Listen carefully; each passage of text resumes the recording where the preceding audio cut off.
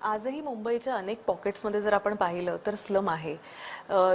Basic सुविधा देखील त्या लोकांना मिळत नाहीयेत, पाणी देखील स्वच्छ मिळत नाहीये. टँकरचं पाणी मुंबईत देखील राजरोज लोकांना नाईलाजानं प्यावं लागतंय प्युरिफाय करून. या समस्यांकडे कसं पाहता?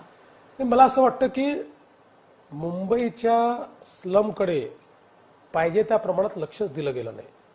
SRAची योजना ही बिल्डर्स करता LOI ट्रेडिंगची योजना झाली आणि मग वर्षानुवर्ष झोपड्या घ्यायच्या, बाहेर काढायचं, बांधायचं नाही, असे अनेक घोटाळे त्यात झाले. आता आम्ही त्या सगळ्या गोष्टींवर रेग्युलेशन आणलेलं आहे आणि जुने विकासक रद्द केले आहेत, नवीन विकासक आणतोय, त्यांना देताना ॲडव्हान्समध्ये भाडं घेतोय, त्यांच्याकडनं मोठ्या प्रमाणात आपण शेड्यूल घेतोय.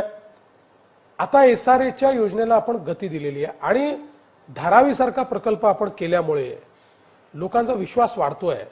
मला तर असं वाटतं की धारावीसारखा प्रकल्प झाल्यामुळे पुढच्या 7 ते 10 वर्षामध्ये मुंबईला स्लम फ्री आपण करू शकतो, हा आत्मविश्वास आता माझ्यामध्ये देखील